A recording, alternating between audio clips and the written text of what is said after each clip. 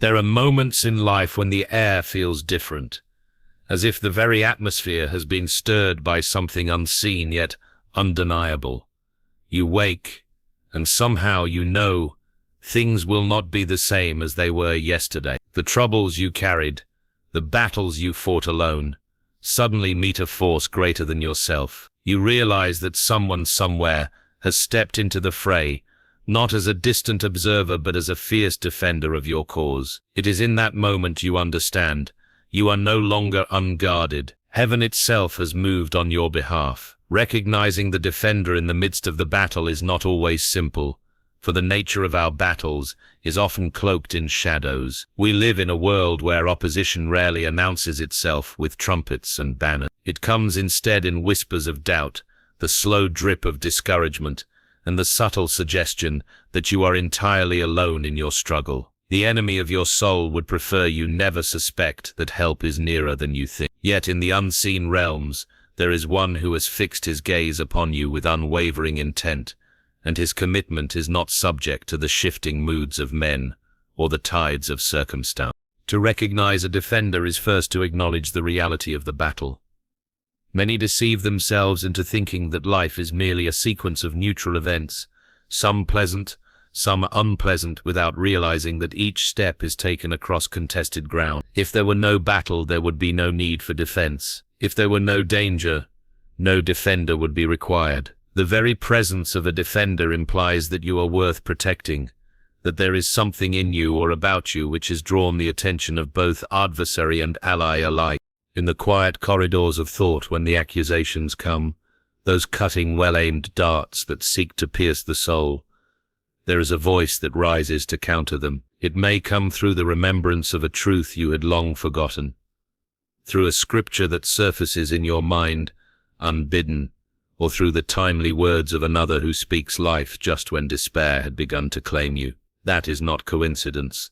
That is intervention. You are not defending yourself alone. Someone is speaking for you, standing for you, shielding you in ways you may never fully see this side of eternity.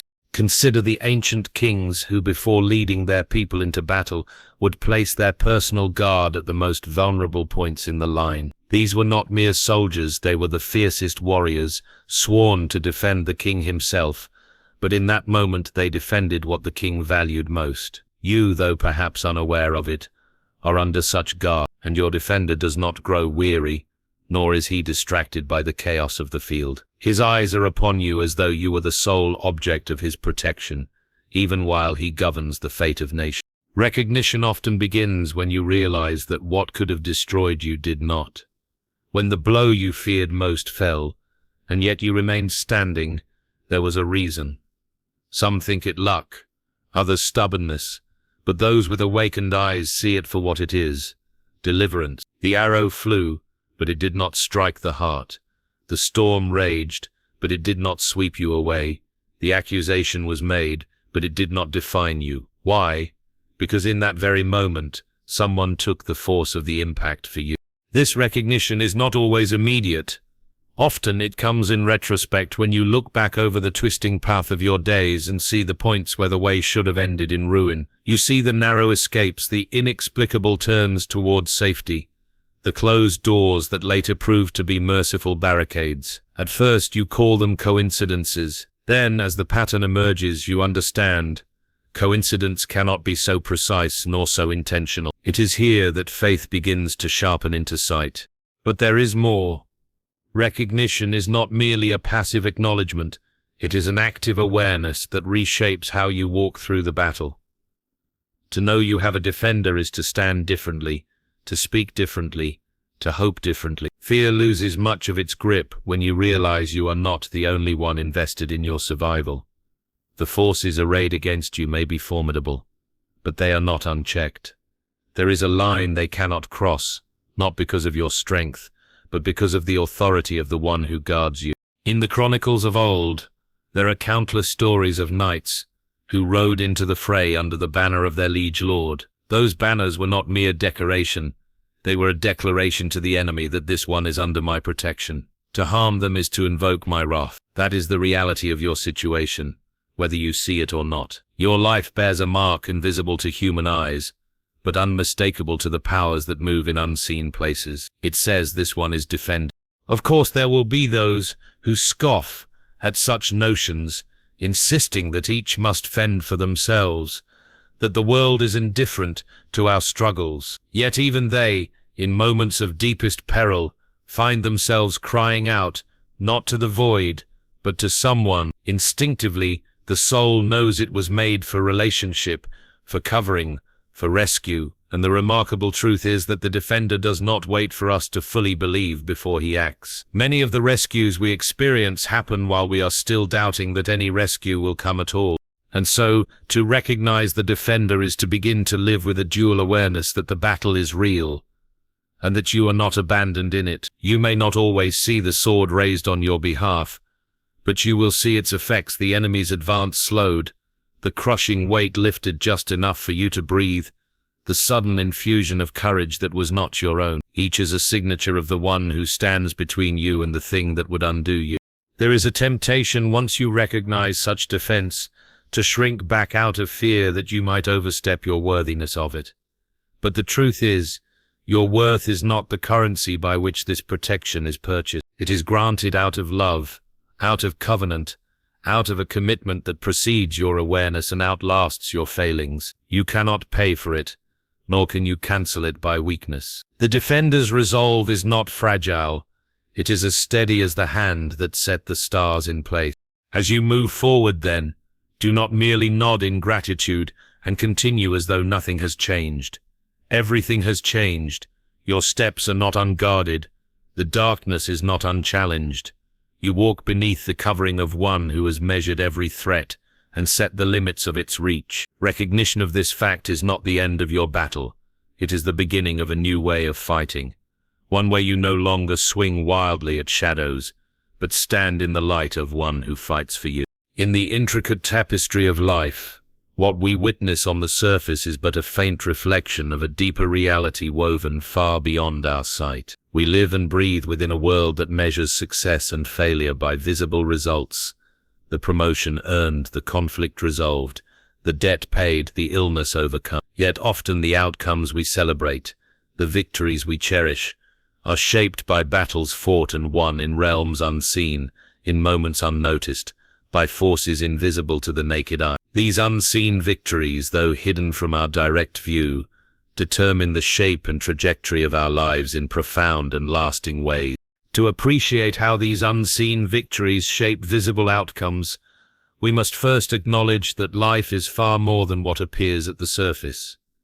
The realm of spirit, intention, and influence lies beneath every visible circumstance. In this realm, battles rage, not with swords or shields, but with faith, perseverance, prayer, and the quiet courage of the soul. They are struggles that leave no bruises or scars visible to others, yet their effects ripple outward, crafting the contours of our days and the character of our journey. Consider for a moment the seed planted deep within the earth. To the casual observer, nothing seems to happen. The soil looks undisturbed, and the surface shows no sign of the life hidden beneath. But beneath the ground, in the dark and silent mystery of the earth, unseen victories occur. Roots break through barriers, nourish themselves in secret, and prepare for a future that will soon burst forth in vibrant green. The visible sprout above ground is the outcome of these unseen processes. Slow, patient, and persistent victories that culminate in new life. Similarly, in our own lives, there are moments when it feels as though nothing is changing, as though our prayers go unanswered and our efforts are wasted. But these are the very moments when the greatest unseen victories are being won. The prayers lifted in secret, the tears shed in quiet desperation, the choice to hold on to hope despite all evidence to the contrary. These acts, though hidden, are shaping the future in ways we cannot yet comprehend. History itself is full of examples where unseen victories determined visible outcomes. The triumphs of great leaders were often preceded by seasons of preparation, trial, and unseen effort. The victories of movements that changed nations were built on the sacrifices of countless individuals who labored in obscurity, their names unknown, their work unseen. It is the same today. The victories we celebrate, the breakthroughs that change our circumstances, are almost always the fruit of unseen battles, fought long before the public moment of triumph. Yet it is precisely the invisibility of these victories that can tempt us to despair. We look for evidence of progress, tangible proof that our struggles are not in vain. When the evidence does not come, when days stretch into weeks and months without apparent change, the spirit falters. We question whether the effort is worth it, whether anyone is watching, whether any defender truly stands with us. It is here that faith becomes essential. Faith not only that victory will come, but that it is already being won in unseen ways. This faith, however, does not make us passive observers, waiting for a miracle. Rather, it empowers us to persevere in the face of discouragement, to continue fighting the good fight even when the battle seems lost. It teaches us that every prayer uttered in the dark, every act of kindness done without recognition, every moment of resistance against temptation and despair, is a victory in the unseen realm. These victories accumulate, building an invisible fortress around us that shapes the visible reality we eventually inhabit. One of the most profound aspects of these unseen victories is their effect on our character.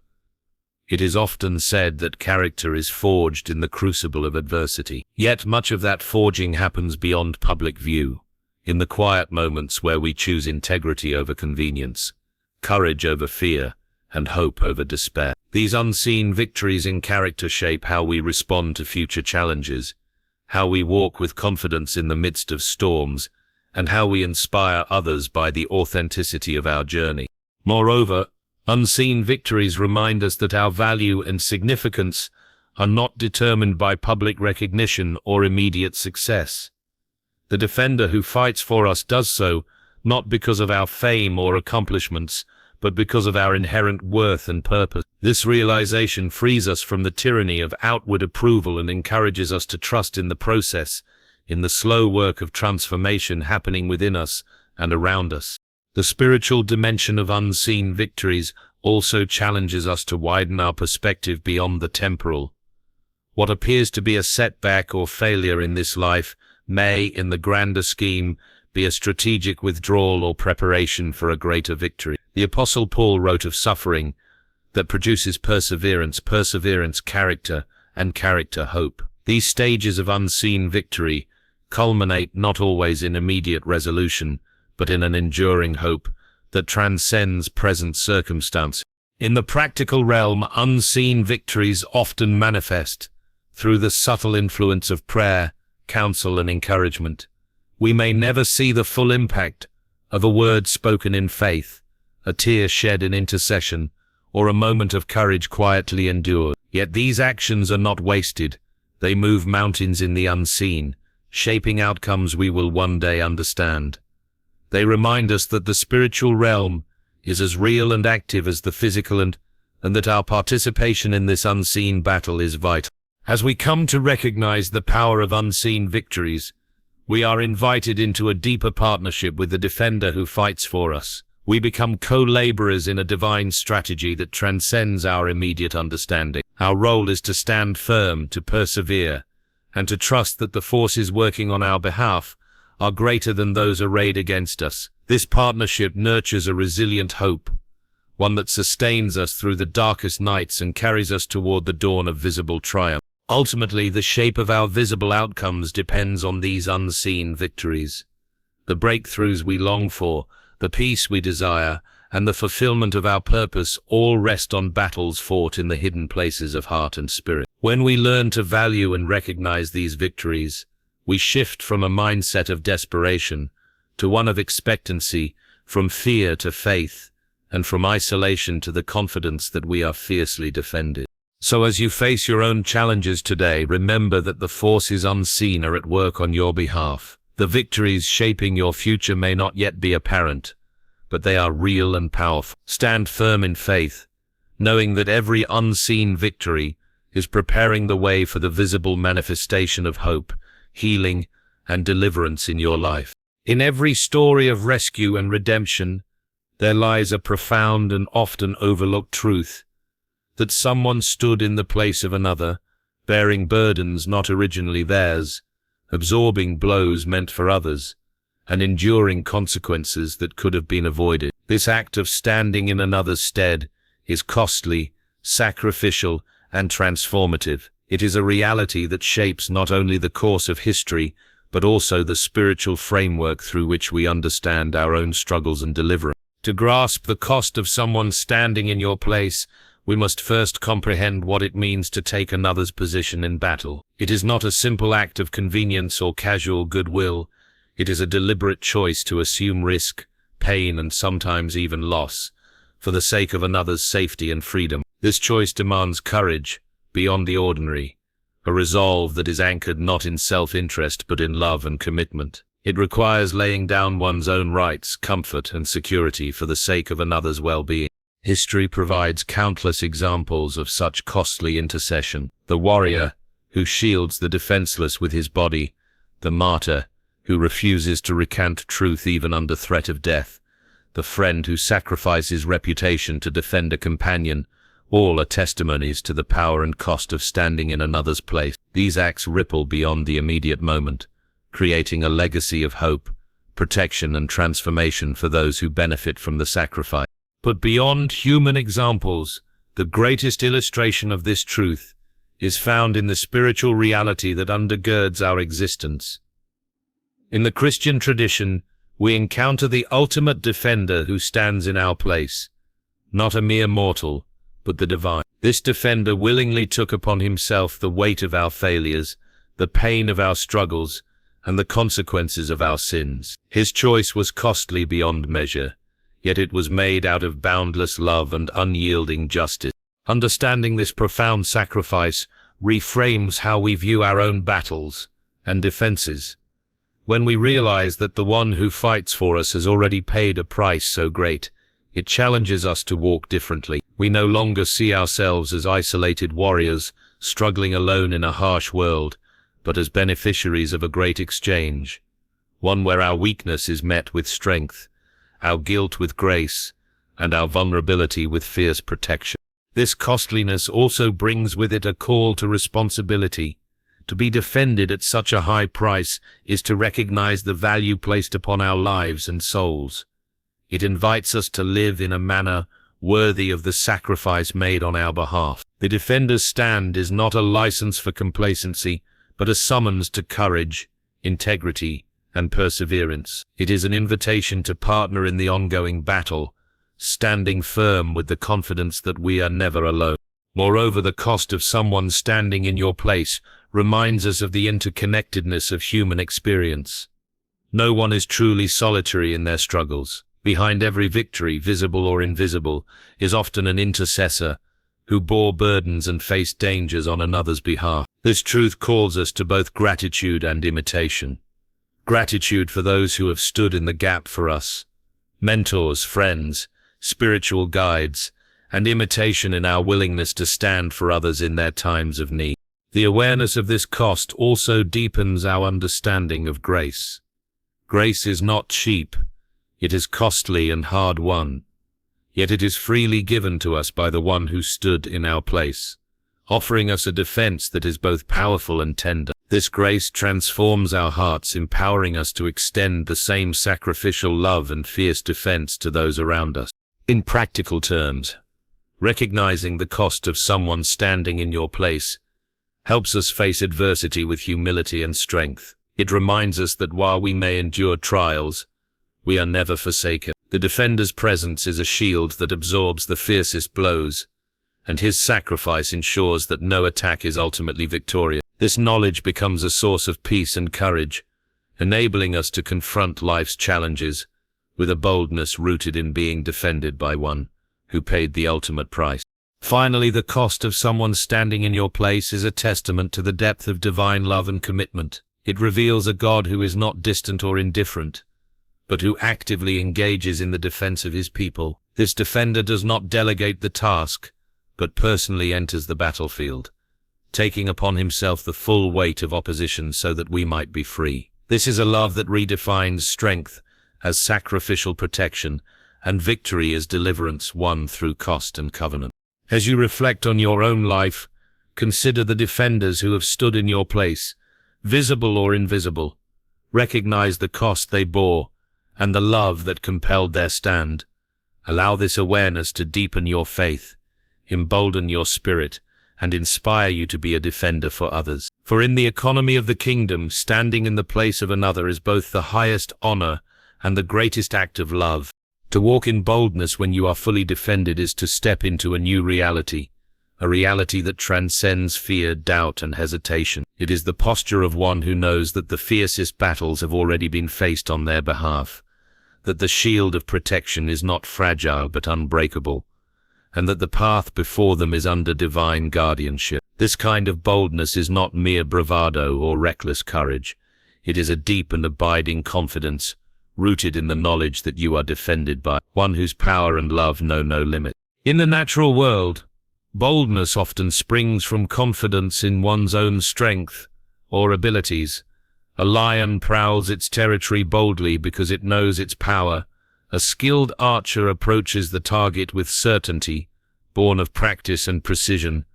But the boldness we speak of here is different. It is not self-derived but granted, a gift that flows from being guarded by a defender, whose presence transforms the very ground on which you stand. This boldness is a declaration that you do not walk alone, that every step is covered by a power far greater than yourself. To understand this boldness, consider the story of the great heroes of old, those who ventured into impossible odds with a steadfast heart. Their courage was not in denying danger, but in facing it with the assurance that they were not forsaken. The sword they wielded was tempered by the knowledge that their cause was just, and that the defender of the weak and oppressed marched alongside them. This historical courage is a mirror of the spiritual boldness available to us today. Walking boldly means embracing your identity as one who is protected. It means discarding the false narratives of fear and insecurity that so often bind us. These narratives whisper that you are vulnerable, unworthy, or alone, but the truth silences them. You are fiercely defended. When you internalize this truth, your entire demeanor changes. You begin to move with purpose rather than hesitation, speak with conviction rather than doubt, and act with freedom rather than restraint. However, boldness is not an invitation to arrogance or recklessness. The defender who guards you is a shield of humility as much as strength.